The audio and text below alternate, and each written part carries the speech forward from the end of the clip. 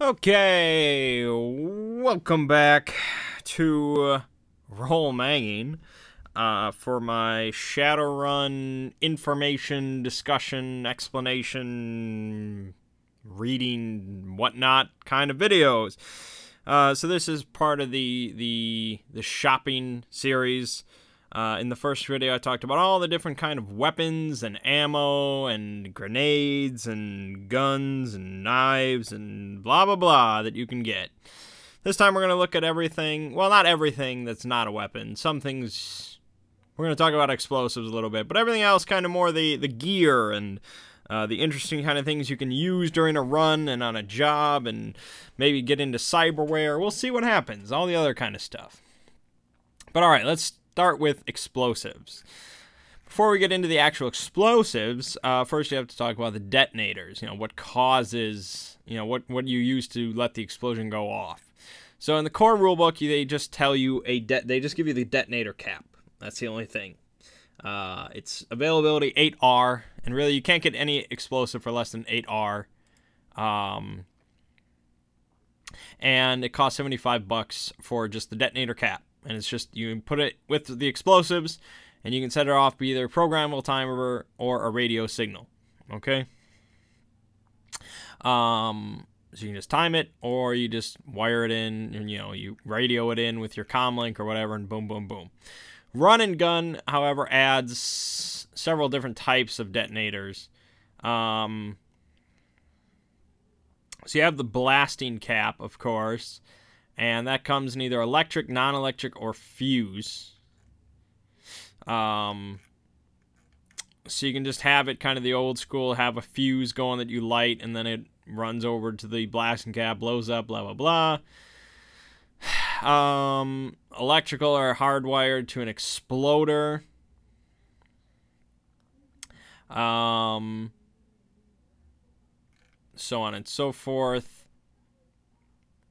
Can create booby traps by being wired to things like a light switch, a tridio set, or a vehicle's ignition. So yeah, if you want to make a car bomb that turns on, it, you know, blows up when a car turns on, you get an electrical detonator in there. And then you just wire it up to like the car battery, blah, blah, blah. You can get an optical detonator, which is a bit more high tech. And so this is where you want to get kind of tricky with your booby traps, I guess. So you can wire these up so that, like, if... so you, like, wire it up to, like, a facial recognition thing. And so then when the certain person that you're looking for goes to the facial recognition, it's like, oh, yeah, this is the guy. Then, boom, explosion. So that's a bit for you're being a bit more tricky with things. That uses, like, fiber optic cables. You can also put these things in like cyberware and drones and stuff like that. It's kind of like a smart bomb. So those are cool. Then you have the Pol Detonator,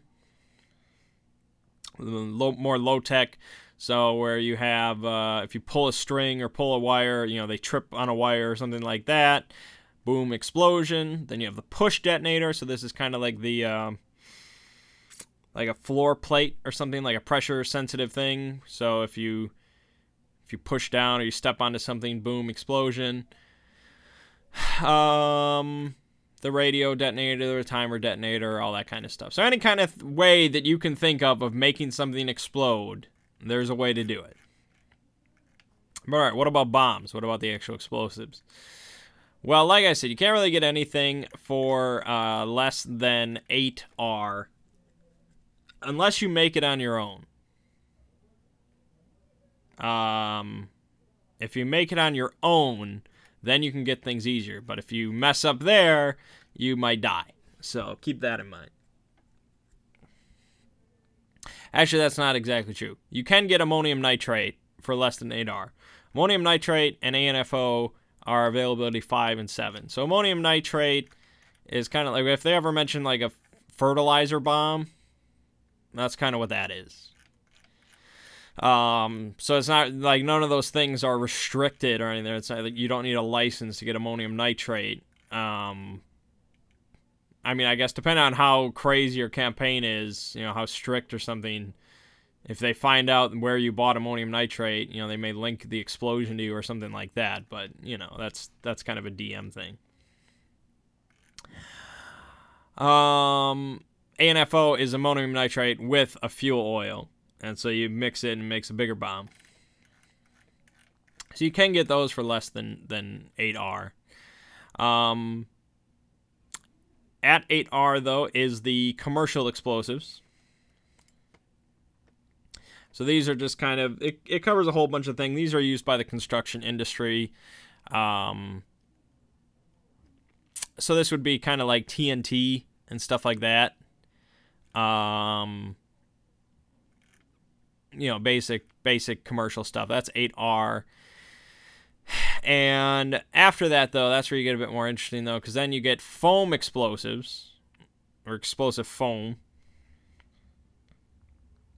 So this is kind of what, like, what Batman uses. Like, if you've played one of, like, the Arkham games, where he just kind of sprays it on something and he detonates it, that's, like, explosive foam. Which is pretty cool. Its availability, 12F. This is forbidden because it doesn't really have many construction purposes. Not so much.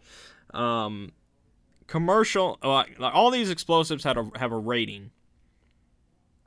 So, like, ammonium nitrate has a rating of 4. Commercial explosives have a rating of 5. But then, like, explosive foam has a rating from 6 to 25. And that determines the cost, as well as, like, how explodey it is. That's the technical term. So... the cheapest, like, the lowest you can get for explosive foam is rating 6. So that costs you 600 per kilo, which is, you know, quite a bit, I guess. But it all goes all the way up to 25. So that's 2,500 per kilo, which is actually not that crazy to get some really explodey stuff. But then there's also plastic explosives, which I assume you're all familiar with. This is like C4 and things like that. Which is, it's explodey, alright, and that's 16F. So you can't get, unless you get, like, a special quality, you can't normally get plastic explosives when making a standard character. There's also, you can just get gunpowder if you want, but that's kind of boring. And I think that's what they refer to as binary explosives. I don't know. Linear cutting charges. It's kind of strange. Developed for making precise, clean cuts through material with minimum effort. This is an inverted V-shaped sheath, typically made of lead, copper, or tin, with a layer of high explosive contained within. So this is kind of designed to cut things in half. That's why it's called a cutting charge. Nitroglycerin. But if you're getting nitroglycerin in Shadowrun, I don't know what you're doing. Stop it. That shit's old. Get some C4 and be done with it. I mean, it's pretty... It's explodey, I guess, but it's too explodey. TNT, but then finally, liquid explosives. Yeah, it's a liquid plastique explosive. And so you can get like an atomizer, I think it's called. And you can basically just, like a spray bottle of just explosives. Yes. Yes! And you can just spray like a liter of liquid explosives. And you just ignite it. And boom, boom, boom, boom. Big explosion. So that's cool. The only problem with that is the liquid explosives themselves are 16F.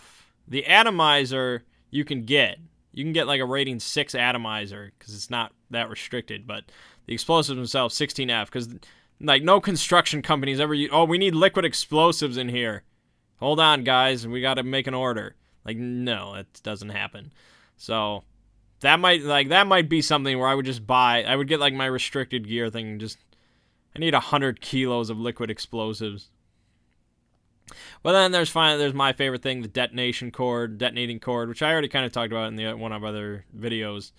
You can get the low yield at 10 R availability. High yield is 14 R availability. It's like twice as explodey, which is good. And Det Cord is just cool. You should just always have that on hand. And yeah, explosives are cool. They're definitely cool. They have some mods that you can get. Like there's an anti-removal modification you can get for any bomb that makes it a lot harder to disarm. The atomizer, as I mentioned. There's the exploder. That's what it's called. It's called the exploder. An exploder is a handheld device that provides an electrical pulse needed to set off an electrical or optical detonator. Yeah, so you need one of those. You can also get a Hardshell Briefcase that's been hermetically sealed. Hardshell Briefcase can be hermetically sealed to allow for easier transportation of explosive material and provide a convenient way of smuggling explosives into a secure building without setting off chem sniffers. So the rating of the briefcase provides a negative dice pool modifier to any chem sniffer olfactory sensor trying to detect the explosive material. I mean, I guess, you know, depending on what you're doing, you might like, yes, I need a hermetically sealed briefcase. God damn it. And you can also get safety fuse, which is waterproof and blah, blah, blah. Okay, so that's explosives, which is cool. How long did I spend talking about that? Like 10 minutes. All right. Armor and clothing. So yeah, Shadowrun is not like normal life. Things are a lot more effed up. In nowadays, yeah, most people you see are just wearing like cotton, you know. You know, they're wearing just basic clothes, maybe like just a suit or something like that. But if somebody's wearing like a bulletproof vest, they're like, what are they getting into? You know, that's some serious shit. No, in Shadowrun, basically everybody is wearing bulletproof vests. Always. That's not necessarily true. A lot of people will just wear somewhat regular clothing, although that's not necessarily just regular. Because a lot of things are like woven right into the fabric. Like you can get a comlink, like you can get your phone that's just a part of your shirt. Why? I don't know. I guess. But then you can also get electrochromic clothing that lets you just... Like, this would just be... I feel like this would just be a nightmare in our current world if people just had electrochromic clothing. It lets you just change the color of your clothes. Like, at any time. So if you're wearing red and you wanted to wear green, just boom, done. But it also lets you display text, patterns, or images on your clothes. So yeah, there would be a lot of dick butts just everywhere, just seas of dick butts. It wouldn't be very good. It would be a nightmare. It's not really camouflage. Like, it doesn't really... It's not good enough to be camouflage. You need something a little bit more than that, but there you go. So yeah, but you're not really interested in basic clothing. You're interested in more armor because you're going to be doing running. A very common choice is the Actioneer Business Clothes. This is basically a suit, but it's a good suit. This suit has armor rating of 8. Costs $1,500, but I mean, you're a Shadowrunner. That's nothing. So that's 8. You can get armor clothing, which looks basically exactly like normal clothing. It's not quite as good as normal. It's armor rating 6, which is not great, but it looks utterly normal. It just kind of has like this ballistic fiber weave mixed into it. So that's if you want to really just blend in, but still not just wear like, you know, a cotton dick butt shirt. Armor jacket is a very common choice if you don't really care about subtlety and you just want to be armored. This is availability 2, armor rating 12 for $1,000. So yeah, I mean, it's very common. Armor vest, which is half the cost, 9 armor rating. Chameleon suit, this is gonna if you want to be stealthy. It's 10R availability. But this kind of does, it's like super electrochromic clothing. So this actually does let you camouflage in with your environment. So it gives you a bonus to sneaking, Gives you 9 armor while you do it, so yeah, it's not too bad. Not too bad at all. Full body armor. Yeah, people are going to know when you're wearing full body armor. This is worn by, like, heavy ops, security personnel, things like that. It's got a bunch of, like, tactical holsters and things like that. It comes with a helmet. You can get it chemically sealed and all that kind of stuff. So normally 15 armor rating for the full body armor, 14 R availability, but the helmet adds +3 to that. So pretty good. You can get a lined coat, a jumpsuit, and all these kind of give armor. So yeah, that's the basic from just the core rulebook. That's the armor. And you can also get a bunch of different armor modifications.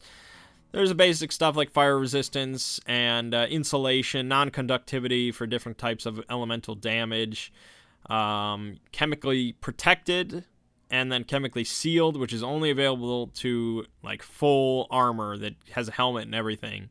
Otherwise, you just have to deal with chemical protection. Shock frills, which can shock anybody that touches you, blah, blah, blah. You can get a ballistic shield, a riot shield, but I don't really see that being used too much. Run and gun adds high fashion armor clothing. So they have like a bunch of different types of like brand names. Like they don't call it, like instead of Armani, it's Armante. Because it's the future. I don't know. And so you can get like dresses and different types of suits that just look kind of fashionable. So if you're going to like a ball or something and you need armor because you're about to start a gunfight, then yeah, you can do this. They're kind of, I mean, they're like bare minimum of like 2,500 new yen. They don't give incredible armor, but they increase like your social limit and make you more social, blah, blah, blah. Yeah, stuff like that. I'm not going to go through all that kind of stuff.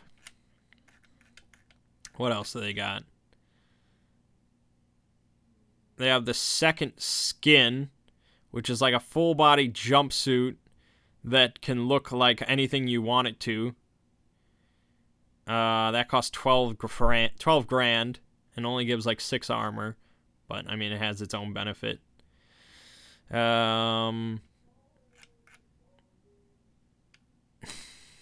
What else?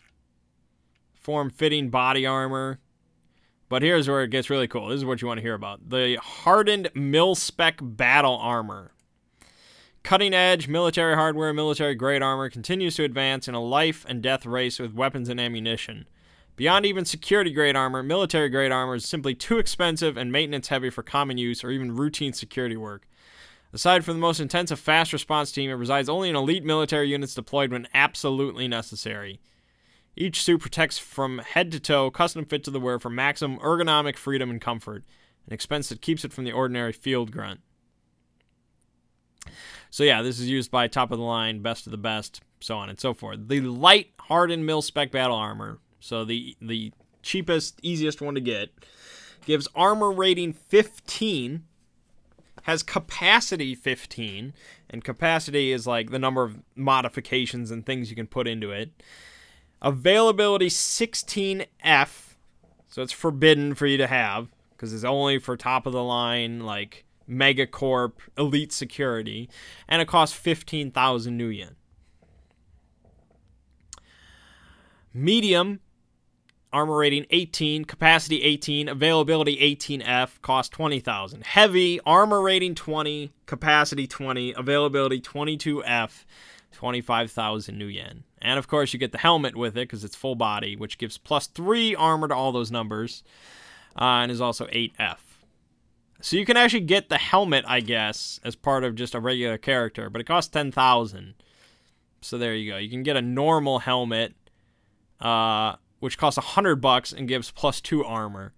So, I mean, you're probably just going to get the normal armor, or the normal helmet. But if you get the hardened mil-spec battle armor, you kind of have to get their helmet. So,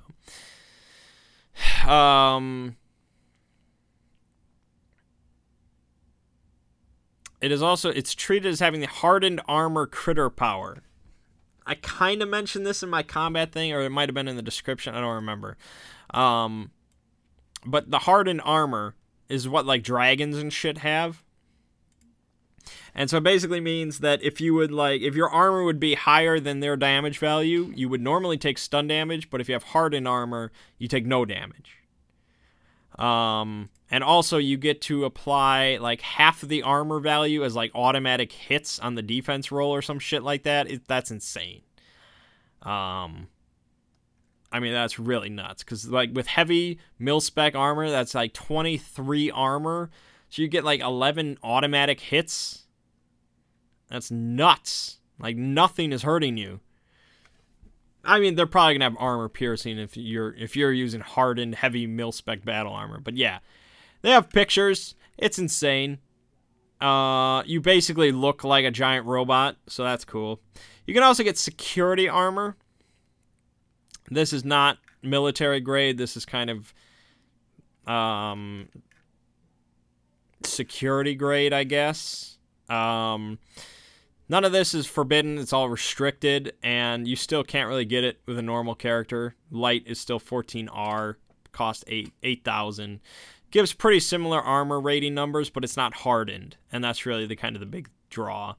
The Milspec is just insane. Like the Milspec, honestly, if there's a quality you can take where it lets you take one piece of like restricted, like a one restricted item, like whatever you want, you can get one thing at character creation. The hardened Milspec battle armor might be what you take because it's that amazing. Bike racing armor, which is just kind of biker gear. That's what Gug was using. Bunker gear, riot control armor, SWAT armor, which you can't really get either. And a body armor bag, which is literally a body bag, but it's like, it gives armor rating 8. Yeah. You can get chainmail. Yes. You can get chainmail. It's not incredible. It's not any better than biker armor. But it increases social limit by 1 when dealing with gang members. Decreases social limit by 1 when dealing with general public. Because you look like a fruit. You get padded leather. Murder armor. Okay, it's probably the last one I'm going to mention. This is true specialty armor designed to protect and deceive. It's got the latest and greatest in Hollywood practical special effects built in so that every decent shot that hits you is made to look like a kill shot. This stuff takes some serious grit and a decent bit of acting skill if you really want to fool anyone, but offers a unique chance to turn the tables on an enemy. Mess cleans up easily with warm water, and the gore pack can be replaced fairly easily. So yeah, it has its own rules for it, but basically when you get shot, it looks like like blood spurts out and it looks terrible. Looks like you die. So you like pretend to just go down, and then when they ignore you, you get back up and shoot them in the face. That's what it is. That's what it is. It's actually, it gives pretty good armor. Costs $5 grand, 12R availability. So there you go if you want to use it. It reminds me, I'm going to just interject. I guess it's kind of a spoiler, but who cares at this point. The second Artemis Fowl book, the Arctic Incident. Towards the end, basically they're trying to rescue Artemis's dad from the mafia, and so they've got him like completely like covered. There's like 100 mafia guys just surrounding the whole place, and his dad is just being held on like a dock or something like that. And so what they do is like they basically fire like a capsule round filled with blood to hit him in the shoulder, and so it looks like blood, like he got shot for real. And so the mafia are just like so stunned that this kid would shoot his own dad like that, like, because they just really don't understand. So they just dumped the body in like the lake there, and then they extracted him, like, you know, Artemis's team extracted him like immediately, invisibly, because magic. So that's what that reminds me of, because I always wanted to do that in like a Shadowrun game, is just shoot somebody, pretend to shoot somebody. That seems cool. Yeah, so you can also get like a ghillie suit and a desert suit and things like that, but an Arctic suit. Speaking of Arctic, you can get all that. And like an underwater suit, or like a space suit. They have all sorts of different stuff like that. They have a security space suit. Availability 24, and it costs 25 grand. But it's a space suit that is for the security teams up there. It's very cool looking. So there you have it. You can also get magnetic boots, which I kind of just slipped in here, surprisingly. Yes, you can get magnetic boots so you can walk up metal walls and things. There you go. All right, moving on. What are we at? 25 minutes. Good, fine. Comlinks. I don't really need to say much about comlinks. They come in ratings from like 1 to 7. They're dirt cheap. Like the basic one. And really, as far as we are concerned, the $100 comlink does every single thing that the $8,000 comlink does. It does everything. The only difference is security. That's not how phones work nowadays. You can get a cheap little 1-cent phone that does not do everything that the top-of-the-line Samsung phone or whatever does. Like, it's different. But in Shadowrun Universe, as far as everyone's concerned, it's the exact same except for, you know, hacking protection. Which is very important as far as Shadowrunners are concerned. So that's why you're going to probably buy a higher, you know, a more expensive one. But I really tried to look up info about how widespread comlinks are. You know, they say that they're used by everyone all the time, but what does that really mean? Because, you know, in our world, you know, you might say, oh, you know, everyone has a smartphone, but you know that's not true. Most of the world does not have a smartphone. It's just me and my group of, you know, solitary, middle-class white friends that have smartphones. So here they say, you know, everyone has them. And so for my campaign that I'm going to be running, I took that, yes, that's literal. Every single person on the planet has, at the bare minimum, like, the cheapest comlink. Everyone. Even if you are a bum and you are eating rats in an alleyway out of your box, you have a comlink. I don't care. Like, I just did it to make it easier. Everybody has a comlink. Because I was really trying to figure out, like, you know, there's beetles, which I don't know if we'll really get to talk about in this video. The beetle, you know, better than life things, which you can slot in, and they basically, like, take over your brain, and you just get, you know, you get to, like, feel 100% pure happiness or sadness, or you get to actually feel like you're in a porno, or, you know, all sorts of stuff like this. Like, that's better than life. It's virtual reality, but it's, like, pre-programmed. And it's like, okay, you have all these addicts. You have addicts of BTLs that are just, like, you know, they're like drug addicts, but it's with BTLs. And it's like, okay, how are these people using this? What are they? Where are they plugging these in to actually experience this? You can get data jacks, which are just an implant in your head, and you can just slot it right in there. But those cost 1,000 new yen, and you have to get it installed. And it's like, no, these poor people are not having that. So the other way you do it is you have a comlink, and you get a SIM module. The comlink, the cheapest one, is 100, and the SIM module is another 100. I think, again, there's not a whole lot of information because they don't really expect players to just, you know, be beetle addicts or anything, I guess. They kind of do, but not to that extent. But I guess how it works with the modern BTLs is they have all this programming and stuff built into them in order to do hot sim VR, I guess. So, I think, like, all you need then to do this is you just get a comlink that has a SIM module, and then you buy a BTL and you slot it in, and boom, you're going. I guess. But you still need trodes then. But I get trodes are cheap as well. Everybody has trodes. We'll talk about that. Actually, no, I'll talk about that right now. They're $70. So okay, so bare minimum to do this, you need a $100 comlink, $100 SIM module, and $70 trodes. So $270. And then you buy a beetle for like $50. Sounds like a lot. Like, again, I don't know if I mentioned this, but normal conversion rate that people have kind of agreed upon is 1 new yen in Shadowrun is $1 in our current, like, currency. So we're looking at like 320 new yen just to get your first BTL hit. So how I explain it then for the cheapest of the poor people is they just find this. Like, because you got to imagine, like, there's the middle class, they are throwing away comlinks by the boatload. Because they just constantly upgrade. Just boom, boom, boom, boom, get the next comlink. Like, this technology is moving real fast, and so they just keep going through comlinks and start dumping out all the old ones because they're cheap. And so, yeah, why would you not get a sim module on your comlink? You want this, you know, you want all these...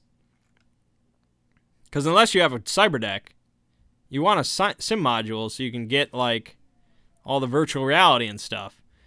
So most comlinks are going to have the sim module to get virtual reality. Maybe not hot sim, but with BTLs you don't need the hot sim module, which costs another $250. So people, like these poor people, they just get these comlinks. And it's not like you need to be part of, like, you don't need, like, a cell phone plan because you just have this public grid. Like, imagine there was just a public cell phone plan that anybody could just log into. Like, that's basically what it is.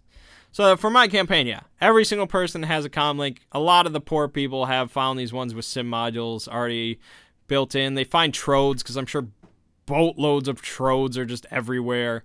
They're cheap and everybody wants one, so you get trodes everywhere. And yeah, you just buy the BTLs then. That's where your expenses go. Much like a regular drug.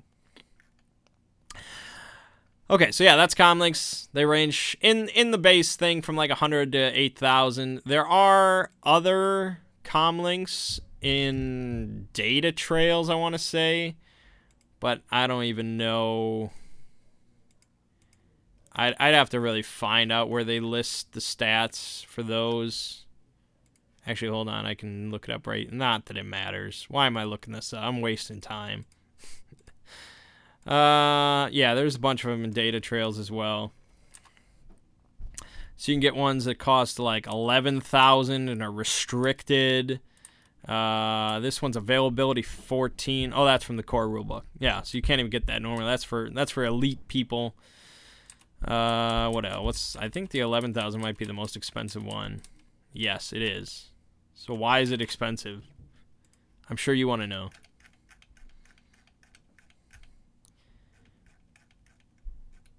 Of course you do. The Evotech Himitsu. This lunchbox-sized comlink appears to be a generic, uninteresting, low-level consumer comlink. In fact, it contains a secret compartment that can hold items no larger than a pistol or cigar box. Compartment is shielded with its own built-in Faraday cage, and the comlink has a stealth module integrated into the board, giving it Sleaze 5. Which is interesting, because it sounds like then you can use it to hack. If it has a Sleaze statistic. I guess.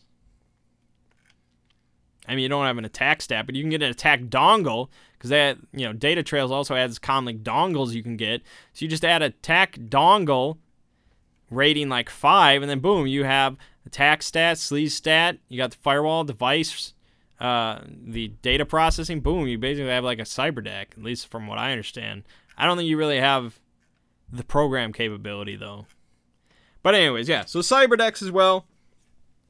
Core rulebook, they range from, the cheapest is 49 grand, 49,000 for the shittiest of cyber decks. And it goes all the way up to the Fairlight Excalibur for 823,000 new yen. Availability 18R. And it's pretty good. All the cyber decks are restricted in the core rulebook. But aha, there's Data Trails, which is all about... it's all about the Matrix and stuff like that. You probably already figured that out. So the Data Trails adds the Radio Shack PCD 500, which is the only non-restricted cyber deck. So you're actually allowed to legally own this. You can just walk into a Radio Shack and buy it, which is very funny. This little wonder is the perfect model for the aspiring young cybersecurity specialist.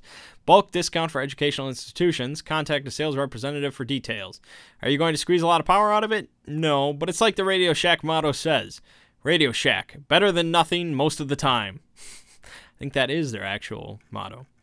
So yeah, so if you want a dirt cheap, non-restricted that you can just wave in the cops' faces. There you go, the Radio Shack PCD 500. It's terrible. It's absolute shit. But it's 21 grand and it's legal. They also have the Mct Trainee, which is the cheapest cyber deck at 17,000. This is only for Mitsuhama's employees to start their cyber combat training. Comes with a built-in biofeedback filter, which is nice. But it's you cannot change the array. You cannot change the stats, which normally you can for attack, sleaze, data processing, and firewall. So you're stuck with what it is, and it's not very good. There's actually a bunch of specialty cyberdecks like that you're not allowed to change the arrays, but they're all cheaper than they normally would be for their rating. So like device rating 1, the Mct Trainee is 17 grand, where normally the device rating 1 is like I said, 49 grand for the other one. So it's a lot cheaper, but you don't get to change around. It's not very good, but you know, for a campaign like I'm running where you're gangers and you don't have any, like, you have really not a lot of money, but you want to be a decker. I mean, you want to start out your character as like an aspiring decker, so you might have the Mct Trainee or the Radio Shack one. And then, of course, Data Trails adds the most expensive one, the Fairlight Paladin, which has 9988 for its array. It's 20R availability, and here it is. Costs 1,050,000 new yen. An incredible feat of human ingenuity, the Fairlight Paladin is a masterpiece of cyberdeck design and engineering. The Paladin is considered a pinnacle achievement by execs and engineers at NeoNet's Fairlight division. Fairlight has sold only 5 of the decks in the world, and report that they are filling orders for another 12. Some say that the deck costs more to manufacture than the $1 million+ asking price, making the top-end cyberdeck more of a territorial marker in the industry than a product intended for sale. Yeah, that's nuts. That thing is insane. But I guess for $1 million new yen, it better be. They also have cyberdeck modules. You can fit one module into any cyberdeck at one time. You can swap it out, but it takes time. One is hardening, so it basically has like more matrix condition boxes, so it can take more damage. Induction receiver. Your deck can tap into data cables and hard lines on contact. Multi-dimensional coprocessor, which gives you more matrix initiative. That's pretty good, actually. It's probably what you'd get. Overwatch mask, so you makes it harder for God to catch you, but only by like 10%. It's 10% harder for them to catch you. Program carrier, so you can hold an extra program than normal, which actually is not bad. I think that's what Gug had. Self-destruct, so you can set a certain condition that, you know, if it ever happens. So if somebody else like grabs your cyberdeck or something like that, you can just have your cyberdeck explode, turn it into a frag grenade. Yeah, I don't know if I would ever put that in any cyberdeck I ever had. Like, that's a big deal to have your cyberdeck explode. I guess like if it's completely compromised. I guess I suppose if you set, like, if they fail like the login or something like 8 times. But no, if somebody's trying to do that, I don't know. I don't know what I would set it to. And then you can just give it noise reduction as well. Okay, so that's cyberdecks and comlinks. So then let's talk about all the other things you can buy for a job. Electronic accessories such as augmented reality gloves, a biometric reader. So this is stuff for, like, you know, fingerprints, retina scans, voice patterns, tongue prints, your hair, saliva, anything. It's actually anything but a DNA scan. So, okay. Anything that isn't like saliva or hair. Sorry. Tongue print, I guess.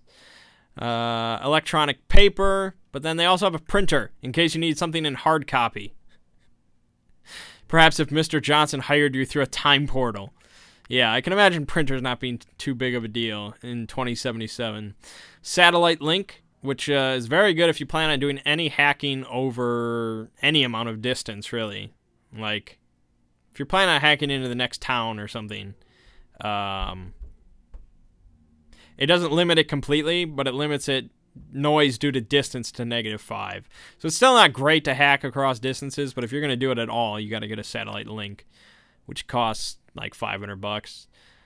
Sim rig, which lets you record experience data, which is like your sensory, so all of your senses as well as your emotions. These are what's used to make BTLs and things like that. So basically, like for porn, which is very common use of it, like they'll just put sim rigs on their actors, And so then they'll sell the chips for like the different, for like the male actor, the female actor, whatever. That was very vanilla. That was a very vanilla, bland example, I know. Well, you'll have one on the 3 women, and then you'll have one on the goat. So if you want the goat BTL, you know what he's feeling. Oh, man. There, I had to push it. All right, subvocal microphone. This is pretty useful, actually. Because this lets you kind of communicate without, like, you can just whisper. Like, you can just do the barest of whisper, and everybody can understand you as if normal. Trid projector, kind of like a normal projector, but it projects a hologram. Which you might think has a lot of potential uses, but it's really shit. The hologram can be quite realistic, but unless you're really artistic about it, it's pretty obvious that it's just Trid, or it's just, you know, a video. So yeah, you need to be pretty good with your software skills. And then trodes, which I've already talked about. You're gonna buy trodes unless you have an implant. RFID tags. So these are just like normal tags. You can put these in everywhere, and they are pretty much everywhere already. Basically, every product that's ever sold anywhere in Shadowrun has an RFID tag in it. And these can be trackers, these can be sensors, these could have cameras on it, these could be, you know, sending all sorts of data all over the place. So, yeah, those are RFID tags. You can buy them. They're pretty damn cheap. Bug scanners. So this scans for anything that sends wireless signals. A data tap, which I think I talked about. These let you hook onto data cables and gives you direct connection to the devices on the other end of them. Not that useful because there aren't that many cables still around, but there you go. Head jammer. This is used by people to basically neutralize any sort of implant. So you put this on a person, and if they have an implanted comlink or cyberdeck, it can't really access the matrix at all. It can't do anything wireless. A normal jammer, which this is just kind of for a broad area. This does a similar thing. It just blocks any sort of wireless signal. So these will be used at all sorts of different runs usually by security. They'll just put jammers up in areas, so you can't just hack in. You have to actually go in and disable the jammer. Micro transceiver. This is basically a walkie-talkie. Tag eraser. This is designed just to burn out RFID tags and other unshielded electronics. It is probably strong enough to destroy a comlink, and you might want to keep it away from your cyberdeck just in case. So yeah, if you want to destroy electronics, just like almost instantly, you can get a tag eraser. White noise generator, which affects perception rolls to overhear things and stuff like that. Software, you can buy different software. This is probably the least bought stuff other than RFID tags. So these are things like MapSoft. So this is like GPS software. Yeah, it's not very interesting, so I'm not going to spend a lot of time talking about it. Like MapSofts provide a +1 limit bonus to navigation tests made to navigate the area they cover. Wonderful. But then there are also agents and autosofts, which are useful for deckers and riggers and things like that. And tutor softs, which help you learn skills faster, but yeah. Then there are skill softs, which, like active softs, are somewhat useful. Because you can get skill wires, which is a type of cyberware, which at this point I feel like I'm going to have to make a third video about. You get skill wires, and then you plug in active softs, and they basically give you a certain skill at a certain rating. It's not cheap. Like, I really don't know how much players would ever really use it. Like, they say that they're favored by corporations because it's, you know, they can just get cheap labor that just uses skill wires and active softs to be able to do things. Like, it basically kind of just controls your body to do, like, it's almost like muscle memory. Where just kind of, you just do it. You don't know how you're doing it, but it just does it. So that's active softs. Again, not really cheap. No softs, they give you, it's kind of the same thing, but it's for knowledge skills, and then lingua softs for languages, so on and so forth. Cred sticks. So I think I've touched on this briefly, but again, to summarize, most transactions of any type in the Shadowrun universe are done through credit accounts, through bank accounts. Generally through the Zurich Orbital Bank. So this is all stored through your comlink. It's linked to your SIN. You'll go into the stuffer shack. You know, they'll scan your goods. You'll show your comlink or whatever. You know, they'll ping your comlink. You approve the transaction. The money gets deducted out of your account. Done, done, done. That's how shit's done. Now, if you don't like all that, or you don't have a SIN, or you're doing something shady, or blah, blah, blah, then you get a cred stick, which is basically cash for the late 21st century. That is not to say that cash does not exist, but in I would say 95% of Shadowrun campaigns and things, you'll never see it. Because really nobody accepts it. It just doesn't really have any value.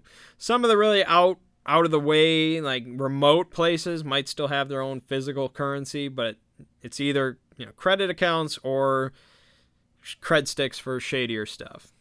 So you use cred sticks because, you know, you don't have to deal with a SIN, you don't have to deal with any bank. It's just, boom, it's basically a little flash drive that has money on it, and you can just plug it in, and there's the money. Bad news is it's actual physical thing, so you can get stolen, it can get broken, blah, blah, blah. They're not wireless, so you can't hack them. They're untraceable. Yeah, so those you'll see pretty common in Shadowrun campaigns. And they come in different sizes that determine how much money they can hold on them. So like a standard cred stick holds 5,000 new yen, costs 5 new yen. Silver, 20,000 new yen, costs 20 new yen. Gold, 100,000. Platinum, 500,000. Ebony, 1 million. The ebony is availability 20, platinum 10, gold 5. The others are just whatever. You can just pick them up at a stuffer shack. So yeah, you'll be seeing those. And you should probably have one on hand just in case. Then fake SINs, fake licenses. I don't think I really need to touch on that anymore. They rate 1 through 6. You're going to want one and if you plan on going anywhere public. Because basically how it works, if you go to a public area, you are required by law to automatically have your comlink, like, broadcasting publicly your SIN.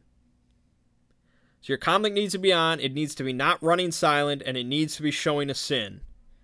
And if at any point in a public area, if that is not the case for any one of those things, you are, like, busted. You're immediately, like, questioned by the police. Think about that, and then think about how widespread comlinks have to be. Like, there's no paper. Like, you can't just show them, like, here's my SIN, it's on this paper. Like, no. You need a comlink. They are everywhere. This is what I'm saying. So yeah, you're gonna have a fake SIN unless, you know, you're doing something like my campaign where you might not have a SIN because it's pointless. Okay. Optical and imaging devices. This basically covers anything that you can see through. So this is binoculars, cameras, contacts, glasses, goggles, imaging scopes, and monocles. Yes, you can still get a monocle. There are also endoscopes, which is like a fiber optic camera. Lets you look under doors and things like that. Although if you're cool, you just take out your wirelessly enabled contact and just put it under the door, and then somebody else can just look through it. That's pretty cool. We did that. Mage sight goggles. Heavy goggles are connected to a myomeric rope wrapped around a fiber optic cable that ends in an optical lens. Okay, and a periscope. So yeah, periscope. You can also enhance all of these vision things with enhancements, low light vision, flare compensation, smart links, thermographic vision, magnification, audio devices such as directional microphones, earbuds, headphones. Who the hell's wearing headphones? Laser microphones, omnidirectional microphones. They have their own enhancements. You can buy different sensors. So basically any type of sensor you could think of, you can buy. So this is kind of course, basic like motion sensors. But they also have Geiger counters, metal detectors, cyberware scanners, atmosphere scanners, laser rangefinders, ultrasound scanners, things like that. You can buy mechanical key locks, which is interesting if you want. They're very cheap, but you can buy them. Which is, it's actually not a terrible thing, because a lot of modern like criminals don't expect to find just a regular lock. They expect, you know, mag locks and things, you know, electronic locks. You can buy restraints. So these are things like handcuffs. You can buy just regular metal ones. You can buy plasteel, which is pretty strong. You can buy just plastic restraints like zip ties. And you can buy containment manacles.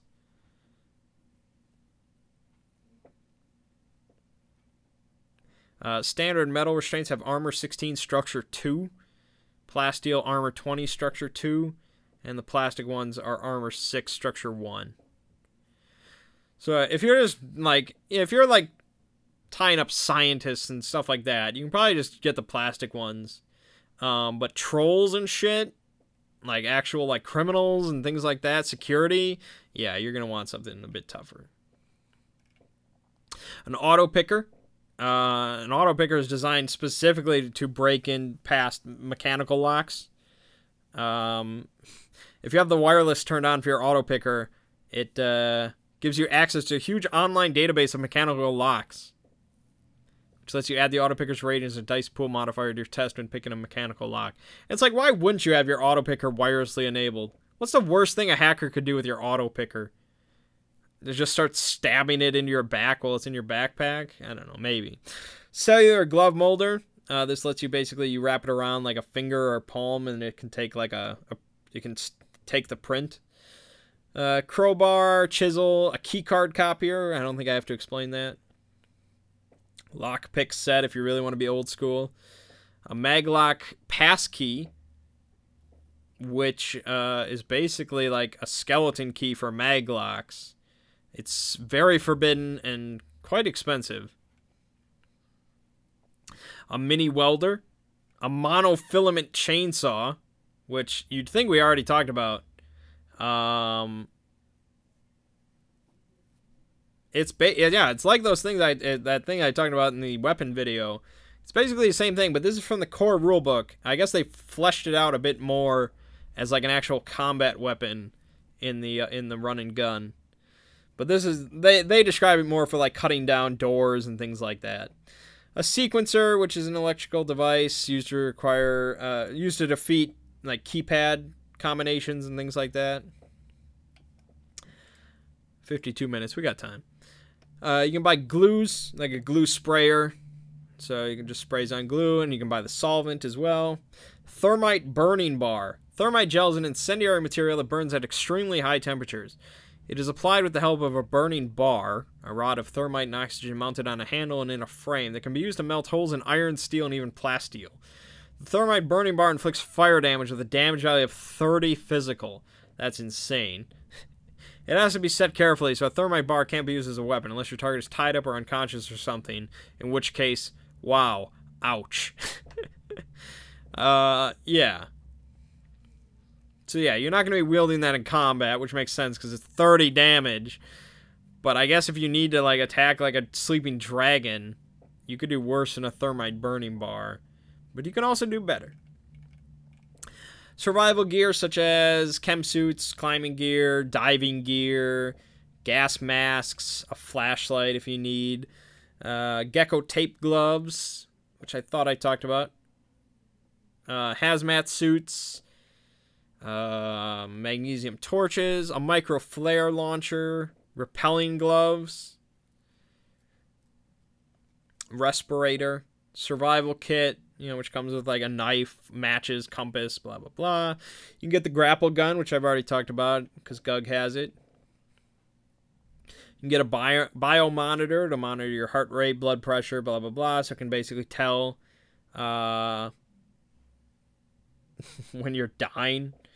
And if you have it set on wireless, you can designate it to auto alert dock wagon if your life signs reach certain thresholds, which is probably handy.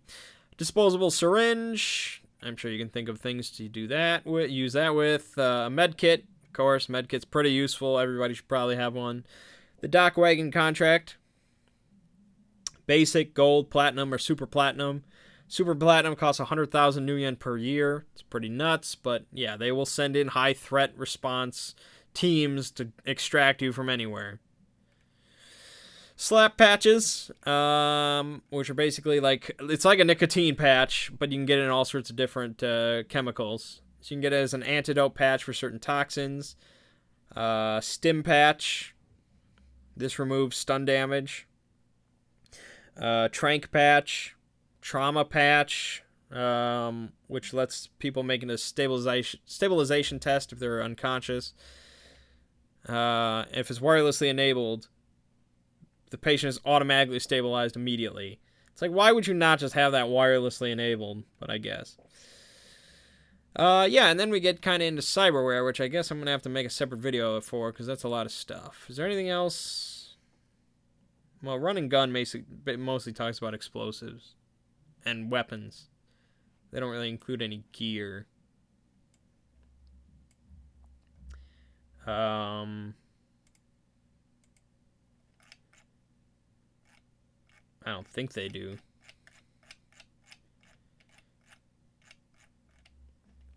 No. No, they don't. No, they don't. Although, where's Tools of the Trade? That's somewhere. Oh, there it is. Yeah, so I mentioned the battering ram as part of the weapon, but there's other stuff in this section, such as paint grenades, which somebody online convinced me that it was pretty useful. It's a grenade, but it just shoots out, it explodes a splatter of paint, and you can also get radioactive tracking dye. It says a low-tech way of defeating pesky invisibility spells, marking something in a hurry, or just slotting someone off. Cost $100, and yeah, it's a paint grenade. Why would you not have some? You never know. Oh, here's the actual name of this next item. Telescoping Mirror on a Stick. Approximately the size of a human hand, the MOAS is perfect for covert around-the-corner surveillance when wireless or technological devices aren't feasible. Comes with a 15-centimeter telescoping probe. MOAS. Mirror on a stick. Grenade Cam. This is availability 16R. And no, it is not a camera attached to a grenade. It's a bit more complicated than that. A dodecahedron-shaped multi-purpose sensor platform twice the size of a baseball. The G-Cam is usually thrown into an unknown area. Its reinforced casing is strong enough to survive a 20-meter fall, and its shape ensures it will eventually stop rolling. Multiple sensor apertures enable the G-Cam to obtain three-dimensional images of an area. Image link comes standard, and extra sensor options can be added. So yeah, if you're going spelunking, sure, you can get a grenade cam. 16R availability. I don't know why, but I guess. And, yeah, it costs like anywhere from $1,500 to, I don't know, like $7,500, depending on how much stuff you want to put into it. Periscope cam, a blast shield, the Ares Personal Extrication Device Mark III. Originally called the body bag, the PED is a means to transport unconscious or immobile individuals. It's marketed to the general public as a life-saving device. Essentially a flexible bag of woven Kevlar, the PED offers protection roughly equivalent to medium armors, and is available in sizes to fit all metatypes. The PED can form an airtight seal and sufficient insulation to protect in hot, cold, or toxic environments. A tank with sufficient oxygen to survive an hour is optional. Emergency GPS beacons are standard. Okay. Ultra Glide Industrial Lubricant. Yes, you heard that right. Ultra Glide Industrial Lubricant.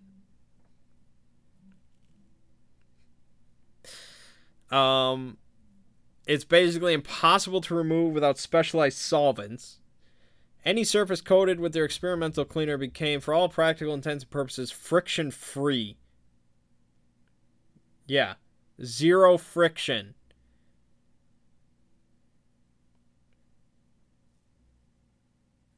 Ultra Guide is popular with security providers who use it to coat approaches to potential breach points. It can also be used in squirt weapons. Or in standard paint grenades. To move across a surface per meter coated with Ultra Guide requires a gymnastics plus agility test with a threshold of 3.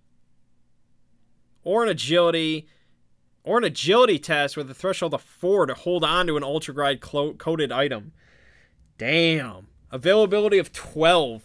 Because it's only for industry use, I guess. And it costs 30 new yen per liter. Man, just get some giant barrels of that. And the hold fast adhesive spray, which is a lot like the glue sprayer.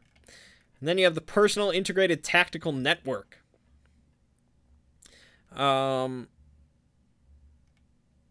This is kind of an odd thing. It's ridiculously expensive. It comes in 3 levels. The most basic level costs 517,000 new yen. And its availability of 18F. And I think I've read this section like twice, and I'm still not really sure why anyone would buy it. PyTac enhances team coordination and effectiveness with streamlined simplicity and comes in 3 levels of sophistication. Strictly speaking, only the most basic level is legally available for civilian use, except that its availability is 18F. Benefits of using PyTac are substantial, but Game Masters should remember that PyTac is wireless by nature, which makes it a target for hackers. All PyTac models include real-time GPS location software, universal image and audio link that can access any image sources from within the network, including all external sensors and personal augmentations, team biomonitor, weapon status indicator for ammo count, operational condition, possible incursion, enhanced situational awareness, which is a bonus to all perception tests based on level. I mean, yeah, I guess I can see it useful, somewhat useful, but 517,000 for the most basic, which level 1 comes with only the basic functions, provides users with +1 to all perception tests. Level 2 is availability 18 as well, but it costs 824,000. It comes with some other little bonuses, but not much. And then finally, level 3, 24F availability, costs 1,234,000 new yen, which might be the most expensive thing in these books. Well, other than maybe some cyberware. I'd have to look. Which I guess we'll be talking about that next time. All the ridiculous cyberware and how expensive it is. Yeah, well, actually, yeah, I guess wired reflexes, delta wear, that might get up there. Even then, I'm not sure. That's really expensive. I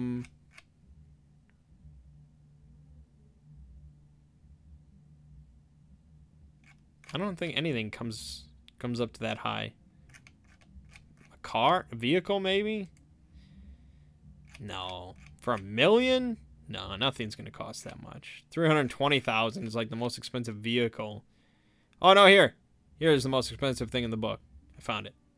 The GMC Banshee costs 2,500,000 new yen. Lightning fast supersonic aircraft. There's a classic iconic T-Bird and has the armor, armaments, and sensor suites to prove it. This LAV sees military use in reconnaissance and courier duty and is a favorite of elite smugglers for white-knuckle illegal border crossings with its ability to fly under the radar through canyons at high speed. And yeah, it's pretty fast. And it's pretty strong. It's the best thing ever. Its availability is 24 forbidden. It costs 2,500,000 new yen. That's damn expensive. Alright, so I guess that's going to wrap up this video. We still didn't get to quite everything. Like I said, there's so much to buy. It's nuts. In fact, the Run Faster book, which is a very good supplement I've been reading through, it includes packs that you can get. And the packs are basically like predetermined sets of gear. For someone that's really into all this, you probably wouldn't look at this. But so for somebody that's just like, I want to make a character, let's just go through this. They have packs for like... So the basic runner pack, it kind of just rounds it out to a certain number. And it gives you like, okay, here's your comm link. Here's your fake sin, rating 3, an armor vest. glasses with image link, your earbuds, backpack, you know, things like that. The advanced runner pack, you get climbing gear, diving gear, tag eraser. This doesn't cover weapons in these basic ones. You can get the advanced pistol pack, which comes with a pistol with all the add-ons you need, 2 pistols with all the add-ons you need, and ammo. And there's so many of them. I can just read them off. That's what I'm going to do. That's how I'm going to end this. I'm going to just read off all the different packs that they list. Okay. So the Intro Runner Pack, Basic Runner Pack, Advanced Runner Pack, Classic Samurai Pack, Up Close and Personal Pack, Blade Master Pack, Mono Whip Pack, Basic Bowman, Advanced Bowman, Ares Pistol, Big Boom Pistol, Browning and Beretta Pistol, Colt Pistol, Subtle Pistol, Light Security, Japanicorp Light Security, Smart Gun, Street Slugger, Heavy Security, Cheap Soldier, Ares Alpha Gunner, Sniper, Sportsman, Trank Darter, Squad Assault Weapon, Medium Machine Gunner, Rocketeer, Machine Gun Ammo Belt, Ammo Crate 1, Ammo Crate 2, Ammo Crate 3, Ammo Crate 4, Ammo Crate 5, Boxer Grenades 1, Boxer Grenades 2, City Slicker, Go Anywhere Jacket, Neon Knights, Nightbird, Stylish Suit, Tactical Helmet, Tusker Toughskin, Tanker, Budget Jack, Standard Jack, Advanced Jack, Basic Wires, Advanced Wires, Tourist, World Traveler, Ambassador, Diploma on a Chip, Degree on a Chip, Doctorate on a Chip, Vacation on a Chip, Competence on a Chip, Data Courier, Simsational, Basic Combat Eyes, Advanced Combat Eyes, Eagle Eyes, Rabbit Ears, Bulletproof Jeff, Basic Razor Boy, Advanced Razor Boy, Basic Speed Boost, Advanced Speed Boost, Basic VAT Job, Advanced VAT Job, Basic Rigger, Advanced Rigger, Street Samurai Classic, BioWare Beef, BioWare Lean, BioWare Cat, Biocomputer, BioWare Company Man, Bug Out Bag, Street Rat, Low Life, Success in the Shadows, High Life. I think that's Miller.